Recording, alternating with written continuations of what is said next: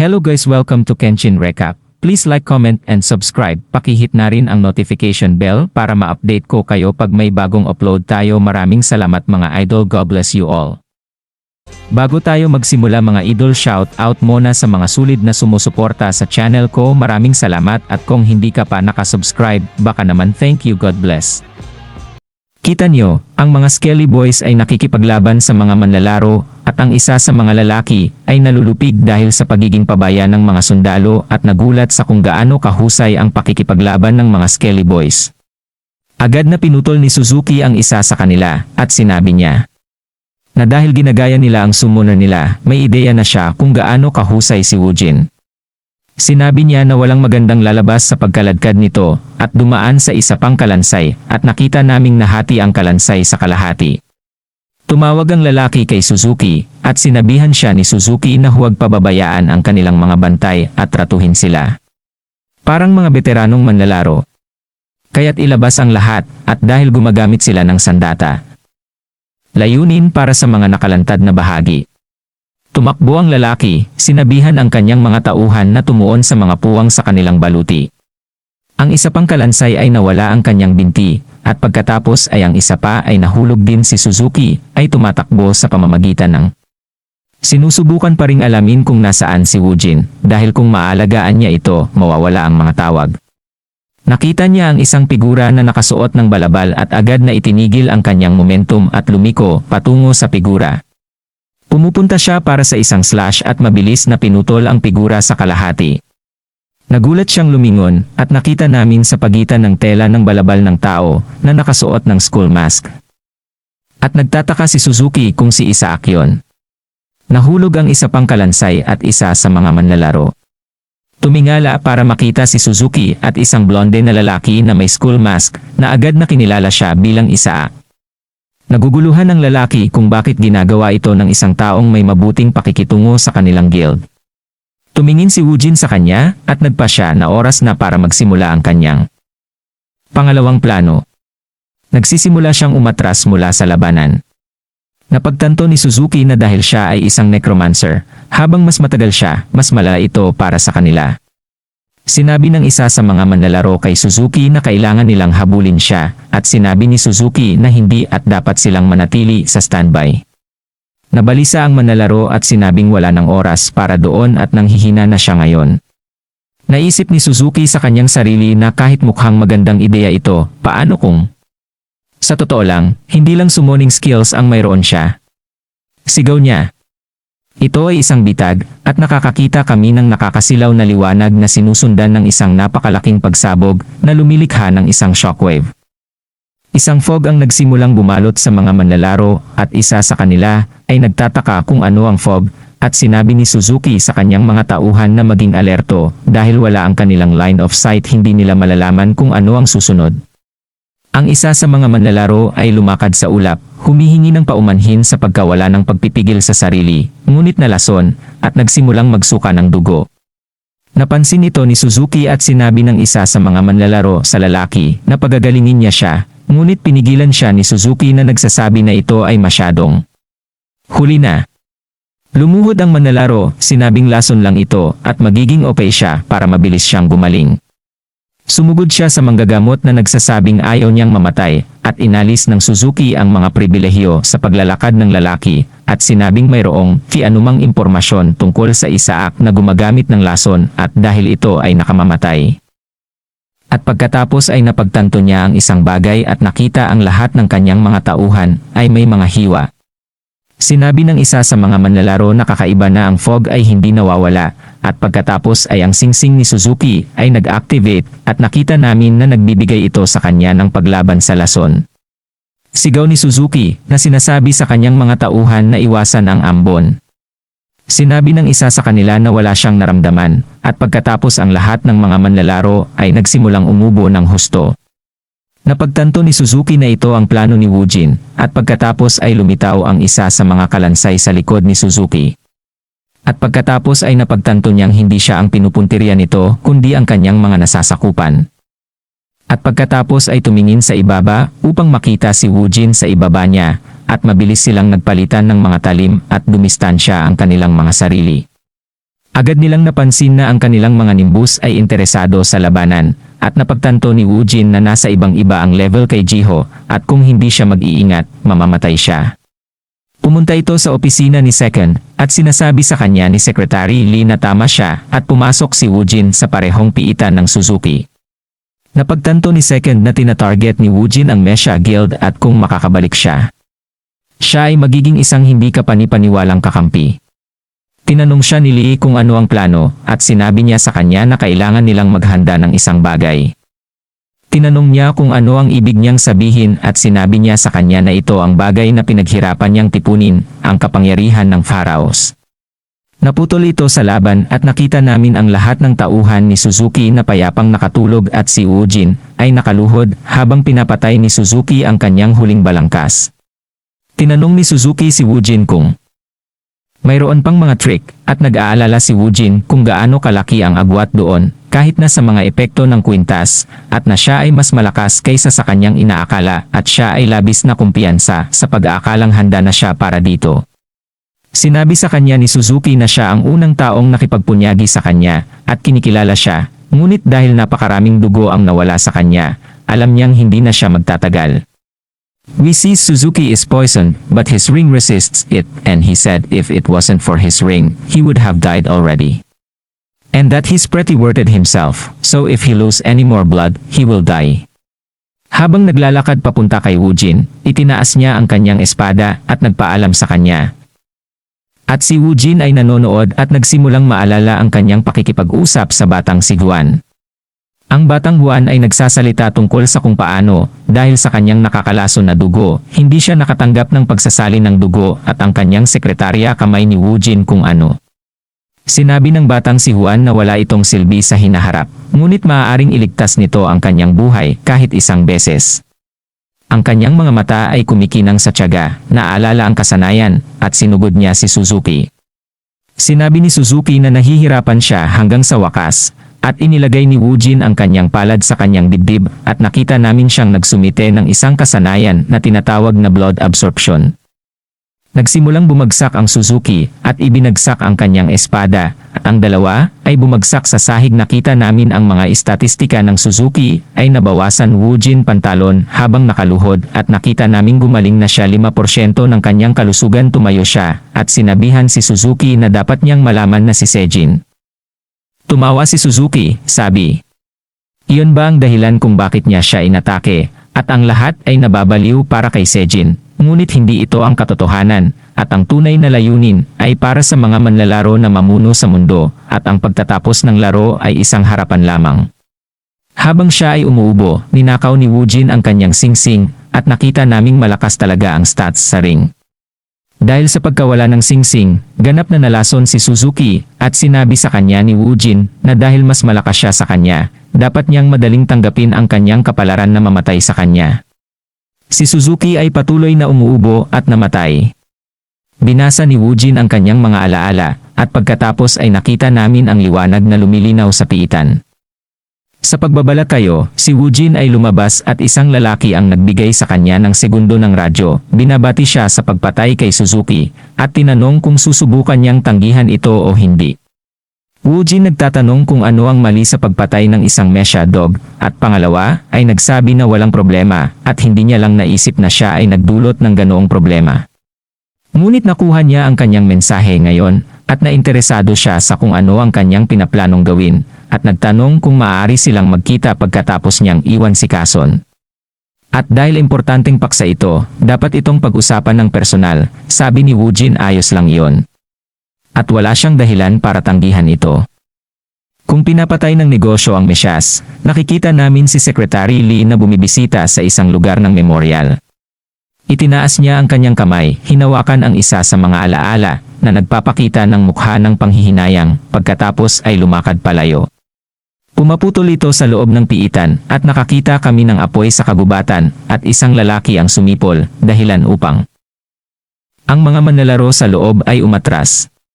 Habang ang iba ay tumatakbo palayo sa apoy, nakita namin ang isang lalaki na naglalakad papunta dito. Mas lalo kaming tumingin at nakita namin ang lalaki na si Jenna, na may sinasabi sa Russian. Naalala niya ang sinabi ni Woojin sa kanya na kumuha ng isang bagay na nasusunog at tinanong ni Woojin kung hindi siya kumpiyansa o kung natatakot siyang masunog. Sinabi ni Jenna na hindi iyon at hindi siya natatakot, nagtatanong lang siya kung posible.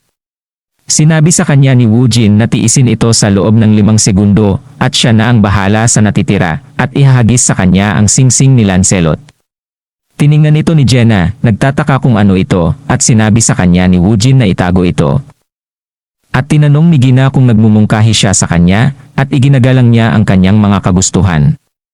Sinabi sa kanya ni Woojin na huminto sa pagsasalita, at ipinaliwanag ang singsing ng Lancelot nito, at nakakatulong ito sa anumang hindi malinis, ngunit hindi makakatulong sa sunog.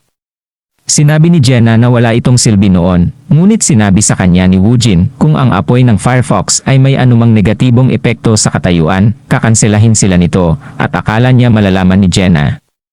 Sa isang plus-rank na dungyon, ang mga bagay na ito ay inaasahan.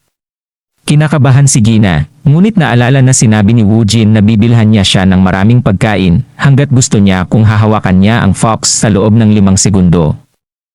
At pagsisisihan niya ito. Sumugod si Ginard patungo sa fox at tumalon din ito sa kanya. Niyakap niya ito pagkatapos ay pinisil-pisil ito sa lahat ng nakuha niya dahilan para sumigaw ito at pagkatapos ay nagsimulang bumuhos ang apoy mula sa mga mata nito at naramdaman ni Gina ang init pagkatapos ay nasunog. Maraming panlaban-laban sa epekto. Hinihikayat ni Gina ang sarili habang nasusunog na kumapit sa 5 segundo para magkaroon siya ng diabetes. Nagpakawala ang fox ng alon ng apoy at nakita naming lumitaw si Woojin at bumunot ng sibat na gawa sa sarili niyang item sa klase ng dugo. Sumugod siya papunta sa fox habang nakahawak pa rin si Gina dito. Ibinuka ng fox ang bibig nito at pumutol ito sa pangalawa.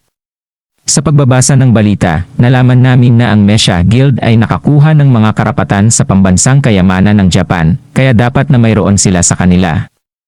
At pagkatapos ng hitsura ni Isaac, sila ay naging mas agresibo. Kaya't makatuwirang asahan na nakakuha din sila ng mga kayamanan ng ibang bansa. Dumating si Secretary Lee sa opisina at pangalawang napansin na marumi ang kanyang mga paa. Sinabi niya sa kanya na mabilis niyang ibibigay ang kanyang ulat sa kanya at sinabi niya sa kanya na huwag magmadali dahil bago ang oras ng negosyo. Tumingin siya sa kanyang kalendaryo at nakita namin ang kaarawan ng sekretarya nito na si Lee at nagpasya siyang bilhan siya ng isang bagay. Papunta sa airport at nakita namin si Jenna na nag-iisip kung paano kung hindi ibinigay ni Woojin sa kanya ang singsing, baka namatay na talaga siya at hindi niya akalain na magkakaroon ng ganoong epekto ang apoy ng mga fox. Pinlano na naman ni Woojin ang lahat at naisip niyang mas naging malapit siya, ngunit may mga paraan pa rin siya. Sinabi sa kanya ni Woojin na oras na para maghiwalay at tinanong siya ni Gina tungkol sa pangakong ginawa nila. Nalilito si Woojin at binanggit ni Gina na bibili siya ng pagkain sa loob ng 5 segundo. Inilabas ni Woojin ang ilang merge na boses at sinabing 4.7 segundo lang ito. Tinahol.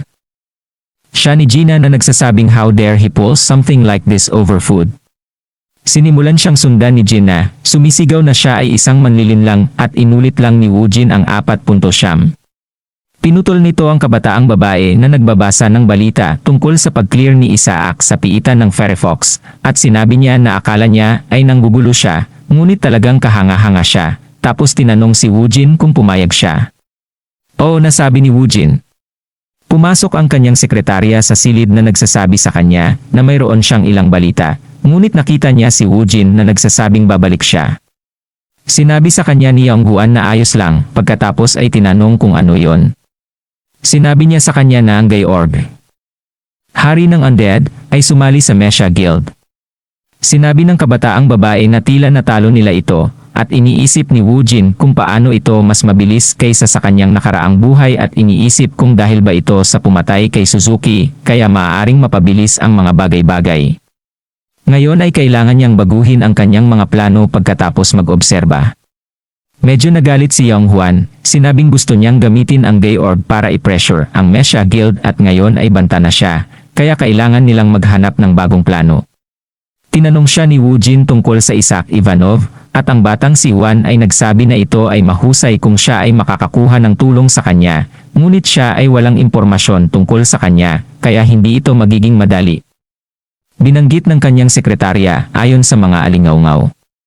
The nightbook young one says it's a rare skill and thinks about him trying to get it. At sinabi niya na ang mga bagay ay maaaring mas madali kaysa sa kanyang orihinal na naisip, at si Woojin ay numisi. Pinutol nito ang Mesha Guild, kung saan sinabi ni Shinai kay Sejin na patay na si Suzuki, kasama ang lahat ng kanyang mga subordinates.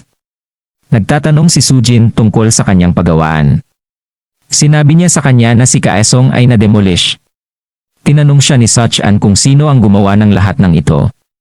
Nagsimula siyang magpanik, sinabing ang isa sa mga lalaki ng kabataang babae ay nakitaan gamit ang isang peking pagkakakilanlan, kaya naniniwala siyang ang mga puwersa ng kabataang babae ang gumawa ng unang hakbang. Tinanong niya kung paano siya tumutugon dito, at sinabi niya kung nagtatanong siya tungkol sa batang si Juan, may nagawa na siya tungkol dito, dahil sa lalong madaling panahon ang kanyang kalokohan sa pagsisikap na panatilihing kontrolado ang kanilang guild ay magdudulot sa kanya ng pagguho. Bukod pa rito, upang mapanatili si Isaac, nag-recruit sila ng isang player na lumalawak na sa buong Europe. Ang kanyang nimbus ay ang emissary of the underworld at ang kanyang kakayahan bilang skeleton soldier. Nasaksihan ito ng ilang manlalaro at binigyan siya ng titulong King of the Undead. Ang kanyang pangalan ay Johan Jorg. Maraming beses na siyang binanggit noon. Sabi ni Shanghai, sa halip na ang misteryosong si Isaac. Mas madaling hawakan si Gaylord dahil prangka siya sa kanyang mga layunin. Kahit na sinabi ni Isaac sa publiko na nagpapasalamat siya sa kanilang guild, napakaraming sigaw ang natanggap nila mula sa kanya. Kaya't makuha nila ang Gayorg na itugma siya sa kalagitnaan. Ipinatong ni Sujin ang kanyang kamay sa kanyang balikat na ikinatakot niya. Sinabi niya sa kanya na kung mas malaki ang kanilang pagnanais, mas madali itong pangasiwaan ang mga ito. Lumingon siya para tingnan si Sejin at sinabi niya ang titulo ni Jarod, sinabing gusto niya ang pangalan at bibigyan niya siya ng huling pagkakataon. She looked down in fear. It cuts to young woman getting into his car. Nagsimula siyang mag-isip tungkol sa isang bagay, at napansin ng kanyang sekretarya, nagtatanong kung paano napunta ang mga negosasyon sa Frontier Guild. Sinabi niya sa kanya na ito ay hindi tungkol doon at iyon. At ang guild ay matagal nang gustong pumasok sa Korean market, ngunit ang kanilang ego ay hindi pinapayagan silang makipagnegosyo sa Mesha Guild, kaya pinili nila ang mga kabataan sa halip. Sa kanya na ang pakikipagtulungan sa isa sa nangungunang 5 guild sa mundo ay mahusay para sa kanila at nagtatanong kung ano ang bumabagabag sa batang si Juan. Sinabi niya na walang libreng candy dahil ang mga taong lumalapit sa iyo na may napakalaking mabuting kalooban, tiyak na may pinaplano sila, at kung nililigawan siya ng mga ito, sisiguraduhin niyang gagamitin niya ang kanilang katanyagan laban sa kanila. Sinabihan niya itong tawagan si Woojin sa kanyang punong tanggapan, at kinabukasan ay tinanong ni Woojin kung kailangan niyang magtrabaho sa Frontier Guild gayon, at ang batang si Buwan sabi niya na hindi siya makikipagtulungan sa kanila, kailangan lang niyang matanggap ang kanilang proteksyon at mag-level up ng ligtas at papasok na sila sa piitan sa ilang sandali. Sinabi ng rehiyon na okay at umalis sa gusali. He comments on how young Juan had no choice but to make this plan, but it's a little too blatant, because there is no way that Shanghai didn't anticipate young woman's move. Kaya para makipagsosyo sa Frontier Guild ngayon, ay malamang na nagtatrabaho sila sa Mesha Guild. Gayunpaman, hindi maganda ang umasa sa mga pagpapalagay, kaya kailangan niya ng karagdagang impormasyon at tumawag sa pangalawa. Pinutol nito ang kabataang babae at ilang miyembro ng Phoenix sa labas ng piitan, at nasasabik silang makilala ang Frontier Guild na nagsasabi kung gaano sila kaswerte. Isang tao mula sa Frontier Guild ang pumasok sa silid, humihingi ng paumanhin sa huli. At ipinakilala ang kanyang sarili bilang Jamie Kim. Sabi niya, bibigyan niya sila ng briefing, pagkatapos ay tapusin na ang lahat ng nakakainip na usapan, at sinasabi niya sa kanila na nandyan ang Frontier Guild para sa kanilang proteksyon. Kaya't mainam kung makikipagtulungan sila sa kanilang mga paghihigpit. Isa sa mga miyembro ng Frontier, at kapag nasa loob, huwag gumawa ng kahit ano. Nagtanong ang isa sa mga miyembro ng Phoenix Guild kung ano ang ibig niyang sabihin, at sinabi ni Jamie na tila hindi nila naiintindihan ang kontrata dahil hinihiling lamang nito na mag-level up sila ng ligtas. There's nothing inside of it about their freedom, so what he's telling them isn't a suggestion. At problematic kung hindi siya makikinig. Kaya't umupo at manatiling tahimik. Pinaupo ni Jamie ang miyembro at sinabi sa kanya na kailangan niyang maupo sa piitan at pakainin na parang sanggol. Weird analogy, buddy. Pagkatapos ay sinabi niya sa kanila kung mayroon silang anumang mga reklamo na sasabihin ang mga ito ngayon at sasabihin niya kay Young Won na sila ang dahilan kung bakit tinapos ang kontrata. Walang nagsasalita at sinabi niyang malapit na silang pumasok sa piitan. Nagtataka si Young kung plano ba talaga nilang subukan ito at nakatanggap siya ng tawag sa telepono mula kay Second na nagsabi sa kanya na huwag pumasok sa piitan dahil ito ay parang Mesha Guild. At ang Frontier Guild ay talagang nakikipagtulungan. Sinabi niya na kakaiba ang kanilang kinikilos, ngunit hindi niya inaasahan ito at kakailanganin niyang maghukay ng mas malalim upang malaman ang higit pa. Kaya sumuko na sa piitan at makakahanap siya ng mas ligtas. Sa halip, sinabi sa kanya ni Woojin na minamaliit niya siya at plano niyang tugisin sila. Second calls him reckless and Woojin smirked, saying that if he was not reckless, hindi sila mag-uusap in the first place and now they know the two guild are colluding. Hindi sila dapat nag-uusap ngayon. Sinabi ni Second na totoo at gagawa siya ng plano. Sinabi ni Woojin na dalawa lang ang gusto niya. Ang isa ay nag-update sa kanila ng totoong oras sa balita, ang pangalawa para asikasuhin ang kalalabasan. Pumayag si Second at sinabihan siyang magalit at lilinisin niya ito. It cuts to some level up beams and we see the members of the Phoenix Guild are bored and how it is already the third dungeon and sitting around is boring. Ang isa pa ay nagsabi sa kanya na hindi ito masama at sa ganitong bilis ay magagawa nilang salakayin ang batang si Guan. At iniisip ni Woojin kung paano sinusubukan lamang ng Frontier Guild na pag-aanin ang bata dahil kapag nakapasok na siya sa isang piitan, maaari nilang isabatas ang kanilang plano. Nakatanggap sila ng abiso na naalis na ang piitan at tinusok ng isang lalaki ang kanyang sibat sa lupa, pagkatapos ay sinabi sa kanila na hindi niya sinabing maaari silang tumayo. Kaya bakit sila gumagalaw? Sinabi ng mga miyembro ng Phoenix Guild na nag-pop up ang mensahe. Kaya't hindi ba? Paulit-ulit at sinabi ng isa pa na dapat silang lahat ay magkasundo. Sinabi ng Spearman na hindi sila naririto upang maging magkaibigan at sasabihin niya itong muli. Hindi sila pinapayagang gumawa ng anuman ng walang utos. Tinitigan ni Woojin ang lalaki pababa. It cuts to dalawa and be on the phone with Woojin and he's talking about how he hates it because they're not letting him do anything. Gayunpaman, sa pagiging mapagbantay ng batang si Juan, wala silang magagawa na nakakatawa.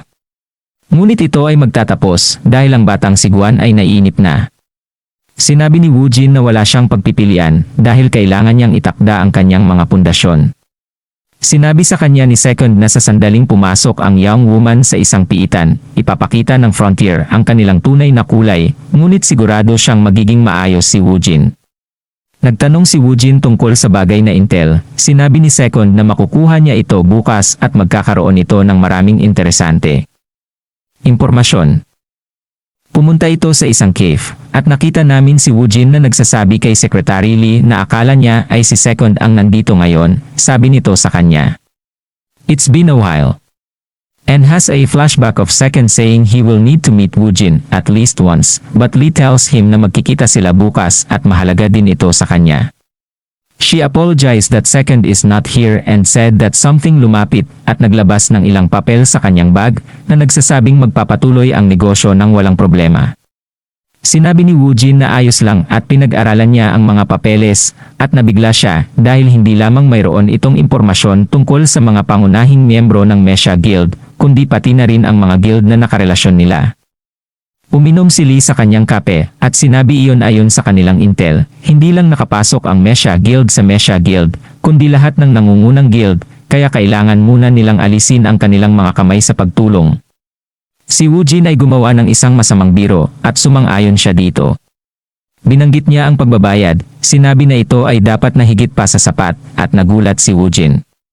Sinabi niya sa kanya na ang impormasyon sa dokumento ay hindi mabibili dahil naglalaman ito ng listahan ng mga item na ginagamit ng Mesha Guild pati na rin ang kanilang mga nunal sa mga nangungunang guild.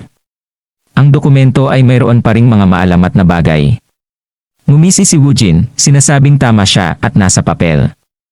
Nakita namin ang spearman noong isang araw at nalaman namin na ang pangalan niya ay Sam Oliver at ang kanyang sandata ay Percival Spear.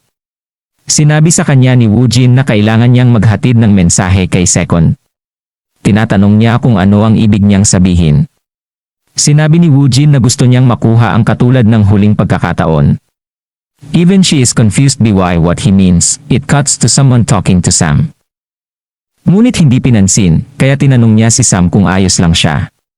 Sinabi ni Sam na naliligaw lang siya sa pag-iisip at kailangan lang nilang ilabas ang isang lalaki.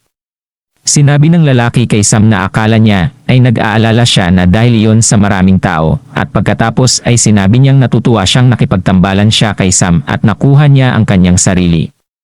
Nickname of Lucky Sam for a reason, sabi ni Sam totoo iyon, at kung paano kailangang pangalagaan ng ibang grupo ang maraming tao, pagkatapos ay inalala kung paano siya sinabihang magsimula ngayon.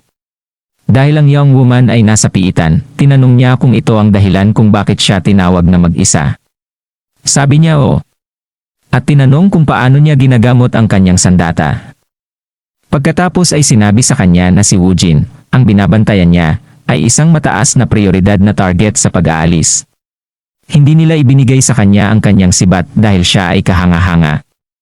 Understood, Sam grits teeth saying he must success because he can't afford to lose his weapon. He yells papasok na sila sa dungeon and we see it's another survival quest. Naiinis si Sam dahil pag mapansin ni Woojin, 4 na araw na nila siyang hahabulin. At kung kahit papaano ay aakyat siya sa ikalawang palapag, magiging mas komplikado ito. Tumalikod si Woojin na napagtantong gumagalaw sila sa unang palapag at ngumisi na sinasabing turn na niya na kumilos ngayon. Ang lalaki mula kanina ay tinanong si Sam kung kailan sila magsisimula at sinabihan siya ni Sam na tapusin ito ng mabilis at akitin siya sa kung saan. Na tila isang aksidente. Narinig nilang sumisigaw ang isang lalaki at tumingin sila kay Woojin na umaalis sa grupo. Napangiti si Woojin kay Sam, dahilan para sumigaw si Sam para makuha siya ng kanyang mga tauhan. Tumakas si Woojin at sumigaw muli si Sam para habulin siya ng kanyang mga tauhan. Ang ilan sa mga lalaki ay tumakbo at ang mga miyembro ng Phoenix Guild ay nalilito, iniisip kung ano ang nangyari. Sinabi nila na si Woojin ay tumakas dahil siya ay nagutom, ngunit sila ay nasa isang mahusay na sitwasyon ngayon at ito ay mapayapa. Ito ay humarap sa mga lalaking humabol kay Woojin na nagtataka kung saan siya nagpunta at sila ay nawala sa kanya dahil sa lahat ng mga puno. Ang isa sa mga lalaki ay nagtanong kung dapat ba silang maghiwalay at ang isa pang lalaki ay nagsabi na baliw yun dahil ito ay isang paghahanap ng buhay. Ang isa pang lalaki ay nagtanong kung ano ang dapat nilang gawin at nagpasya silang bumalik at kumonsulta kay Sam. Habang sila ay umalis, nakita namin si Woojin sa isang puno at siya ay bumagsak.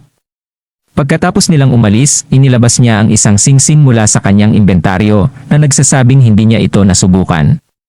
Nalaman namin na ang item na nakuha niya mula sa Firefox Dungeon ay ang Claws Ultra Ring. Ang singsing ay nagbibigay daan sa isa na lumampas sa kanilang mga limitasyon at lahat ng kanilang mga ranggo ng kasanayan ay tumaas ng isa. At nakikita natin na nangyayari ito para kay Woojin at lahat ng kanyang hanay ay tumaas dahil sa kanyang skeleton soldier na nasa max rank. Maaari na siyang magpatawag ng bagong uri. Napangiti si Woojin sa kaisipang ito at habang tinitingnan niya ang kanyang mga istatistika, may nakita kaming isang lobo na lumitaw. Sinabi ni Woojin na maganda ang timing nito at nagpa siyang palakasin ng kaunti ang kanyang kapangyarihan. Nakita namin ang grupo ni Sam na nagalit dahil nakatakas si Woojin. Sinabi ni Sam kung ang kanilang plano ay nalik, si Woojin ay humingi ng tulong o sa halip ay hindi na dumating sa unang lugar. Nagtanong ang isa sa mga lalaki kung ano ang plano dahil hindi sila makapaghintay hanggang sa siya ay muling lumitaw. Sinabihan sila ni Sam na huminahon at dahil ito ay isang survival quest, maaari silang tumuon sa paghahanap sa kanya ng tahimik. Nalaman namin na napatay nila ang lahat ng iba pang miyembro at sinabi ni Sam na kailangan nilang gawin ito, ngunit dapat silang umalis bago ang mga halimaw amoy ang dugo. Nagsimula silang tumakbo at sinabi ni Sam kung paano hindi madaling tao si Woojin, ngunit hindi niya maintindihan ang sitwasyon kahit gaano pa niya ito iniisip. May nakita silang bangkay ng halimaw na nakalilito kay Sam. Pagkatapos ay napagtanto niya ang isang bagay at ito ay sumabog. Mabilis na naiintindihan ni Sam na sila ang pinupuntirya. Sumigaw siya na nagsasabi sa kanyang mga tauhan na maghanda para sa susunod na pag-atake, at nagreklamo ang isa sa mga lalaki na nagsasabing kailangan niyang gumaling at mabilis na sinamantala ito ng isang kalansay na sundalo na ikinagulat ng lalaki. Ang isa pang lalaki ay sumigaw na nagsasabi kay Sam na gumawa ng isang bagay at kung paano siya hindi nakakakita dahil sa usok, ngunit naantala ng isang palaso na tumutusok sa kanyang dibdib. Kasanayang tinatawag na wind wall. Sa paghampas ng kanyang sibat sa lupa, nakita namin ang hamog na nagsimulang lumiwanag. Mabilis na napansin ni Sam ang isang kalansay na kawal sa likod niya at ito ay nag-swipe pababa sa kanya, ngunit naiwasan niya ito na hiniwasa. Kalahati ang kanyang sibat. Sinabi niya na ayaw niya para gamitin ito dito at nakita naming binuksan niya ang kanyang inventaryo at hinugot ang mga panonood at komento ni Percival Spear Woojin kung paano niya ito kilalang kilala dahil nakalaban niya ang ibang tao na may hawak nito. Mahusay na baluti at ang mga sugat na dulot nito ay mahihirapang maghilom. Si Woojin ay nagsimulang magpatawag ng higit pang mga sundalo at pinanood ni Sam ang lahat ng mga nasa paligid niya na nagsimulang umiwas pabalik. At pagkatapos ay isang kalansay ng aso ang lumapit sa kanya. Napagtanto ni Sam na masyadong mabilis ang paggalaw at nakita namin si Skelly na aso na tumatakbo sa kanya at nagsimulang hilahin ang isang Bellamy at tumalbog sa paligid ni Sam. Pinanood ni Sam habang papalapit ito at sinabing kailangan niyang hintayin itong sisingilin sa kanya at sa pamamagitan ng kanyang sibat ay sapat na ang isang hampas nito. Nagsisimula itong sumugod ng direkta sa kanya. Nakita namin ang kanyang sibat na kumikinang na may kakayahan na tinatawag na final blow at siya ay direktang tumatakbo sa balangkas.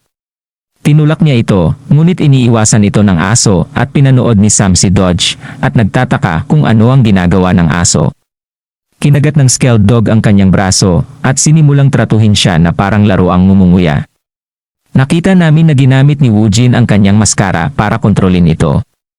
Ipinaliwanag ni Woojin na sa kabila ng pagkakaroon ng mga clown at matatalas na ngipin, ang mga uri ng hayop ay hindi mas malakas kaysa sa karaniwan. Ang mga Skelly Boys at ang mga uri ng tao ay maaaring gumamit ng mga armas na hindi nagagawa ng mga hayop. Gayunpaman, dahil sa istruktura ng katawan ng isang uri ng tao, sila ay mas mabagal. On Sam and his spears on the ground, he said he can't die here, and it won't matter if he lose his arm, he just need his spear. As he reaching towards it, he watched as Woojin appear and grabs the spear. At sinimulan niyang sabihin, kahit na mayroon siyang malakas na sandata, walang silbi kung hindi siya makakarating ng tama. Sinabi ni Woojin na hindi niya alam kung bakit siya ang pinuntirya niya, ngunit dahil umabot na sa ganito, wala nang silbi ang pag-uusap. Nagsimulang magmakaawa si Sam, na sinasabing sumusunod lang siya sa utos, sinabing kung hahayaan niya itong mabuhay ay sasabihin niya sa kanya ang lahat ng bagay. Alam niya at kung papatayin niya siya pagkatapos ay gagawin niya ang isang kaaway ng Frontier Guild. Napangiti si Woojin at pagkatapos ay pinutol nito ang isang lalaki na nagsasabi kay Madam Spell, ang amo ni Sam, tungkol sa isang problema. Tinanong niya kung ano ito at sinabi niya sa kanya na kailangan niyang makita ito, na ang lahat ng kanilang mga bantay sa pasukan ay tinanggal at ang pumatay sa kanila ay. Naputol ito sa panonood niya ng video at kinakabahan. Nakita namin ang ilang gwardiya na bumaril sa dilim at mabilis na lumabas si Sam at pinatay ang dalawang gwardiya. Iniisip niya kung ano ang nangyayari at kung masyado siyang malupit sa kanya. Tapos narinig naming sinabi ni Sam kay Woojin na tapos na ang lahat. Si Naomi ay nagsimulang pawisan, nagtataka kung bakit ito si Woojin sa lahat ng tao. Dahil kung siya ay nagtaksil sa kanya, alam kung ano ang nasa likod niya, siya ay tapos na, kaya kailangan niyang alisin. Woojin tapos na siya sa paglilinis at sumagot si Woojin na nagsasabing oras na para magpatuloy sa susunod na hakbang. Sabi ni Jin na kung masyado niyang pukawin ang Frontier Guild, baka masama, kaya siguro tumahimik ka muna. Hinubad ni Woojin ang kanyang Sam mask, sinabing magpapahinga siya sa loob ng isang piitan dahil wala nang mas magandang lugar na mapagtataguan. Nag-flashback ito sa pag-uusap ni Woodman sa cave kasama si Secretary Lee at nakita naming humingi siya ng face mask ni Sam. The flashback natapos at sinabi ni Woojin na oras na para sa susunod na piitan at sinabihan si Gina na ihanda ang sarili. Tumahol si Gina, nagtatanong kung bakit kailangan niyang gawin ito dahil hindi niya kailangang itago. Tumawag si Woojin kay Second at nagtatanong tungkol sa Frontier Guild.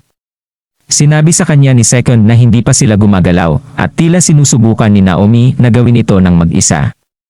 Sabi ni Woojin sa kasong iyon, hindi nila masasabing ang buong guild ay may kaugnayan dito, sabi ni Sikan. Pero dahil spell ni Naomi, malamang siya ang impormante ng Mesha Guild na iniisip ni Woojin. Tila ang Mesha Guild ay hindi pa nakapasok sa Frontier Guild dahil ang tanging executive sa alaala ni Sam ay si Naomi. Pangalawa ay nagsabi na mula nang ipagkanulo sila ni Sam, nagkamali na ang mga bagay-bagay at susubukan ni Naomi na ayusin ito bago lumitaw ang dalaga. At kapag nalaman ito ng batang si Guan, masama ito para sa kanya. Kaya't siguraduhin gumugol ng maraming oras sa piitan at kukunin niya si Naomi na kumuha ng pain. Sinabi ni Woojin na yon ang kanyang plano at ikalawa ay nagtanong kung mayroon siyang piitan sa isip. Sinabi sa kanya ni Woojin na isa itong piitan sa Taiwan na pinangalan ng Frozen Forest of Violence. Nagulat si Second at nanalo. May 23 na bigong pagtatangka. Iniisip ni Gina na mental si Woojin. Nagpatuloy ang pangalawa at sinabing kahit ang Mesha Guild ay nabigo sa 4 na beses at nagtanong kung alam niya ito. Sinabi ni Woojin na alam niya at bago pa man siya maglakbay hanggang sa dulo, hindi ito naalis hanggang sa katapusan at ang huling naalala niya ay ang mga nabigong pagtatangka ay 43. Nalaman namin na dumagsa ang mga halimaw sa Gate na naging sanhi ng karamihan sa teritoryo ng Taiwan na mapuno ng mga halimaw at may limitasyon sa antas para sa piitan, kaya kahit si Sejin ay walang magawa. Ang Kep ay level 6 na po at siya hindi niya ito maklear kung lumampas siya sa limitasyon at kahit na mayroong isang bagay sa piitan na maaaring makatulong sa digmaan laban sa Mesha Guild. Nalampasan niya ito. Kaya para harapin sila, ang impormasyon niya alam na ngayon ay hindi sapat. Second tells him na kahit sinubukan niyang pigilan, papasok pa rin siya kahit papaano. Sinabihan siya ni Gina na huwag sumuko, at sumang-ayon ang dalawa, and na dapat nilang gawin ito, at si Jenna ay nagkaroon ng existential crisis. Tinanong ni Second kay Woojin ang kanyang mga posibilidad at sinabi niya sa kanya na wala pang isa 0%. Iniisip ni Second na sinadya niya ang posibilidad na mabigo at sinabi sa kanya na isa 0% ay higit pa sa sapat. Napagtanto ni Jenna kung ano talaga ang ibig niyang sabihin at habang patuloy na nagsasalita si Woojin, umalis ang kanyang kaluluwa sa kanyang katawan. RIP, Jenna. Second, sinabi sa kanya kung gagamitin niya ang pangalan ni Isaac, magiging madali ito at itatanong niya kung may kailangan pa siya. Nagtanong si Woojin tungkol sa paggamit ng pampublikong opinyon para makakuha sila ng suporta mula sa Mesha Guild dahil hindi nila dapat gawin ito ng libre, nakikita natin sa ilang pahayagan.